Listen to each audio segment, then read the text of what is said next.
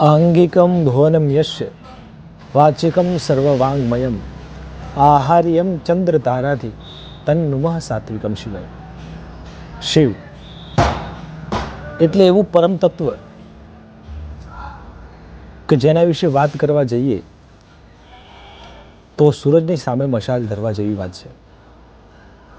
દરેક જીવ તત્વમાં જે સતત અવિરત રહેલો છે એ તત્વ એટલે શિવ. જીવ માત્ર એટલે શિવ. શ્વાસોશ્વાસની અંદર જે ગતિ છે એ શિવ. જે પરમ સ્થિરતાને પામે છે એ શિવ. 26 તારીખ મહાશિવરાત્રિ. મહાશિવરાત્રિ એટલે એવી ઘટના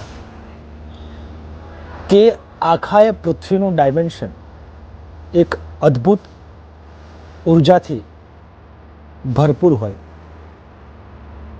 જે તમારે જો મહેસૂસ કરવી હોય તો શાસ્ત્રોમાં પણ વર્ણિત છે અને આપણે પણ 4 પ્રહરની પૂજા આખી રાત્રિ દરમિયાન લોકો કરતા હોઈએ છીએ.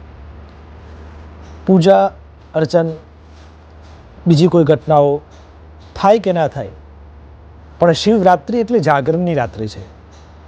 જાગરણ એટલે ઉજાગરો નહીં.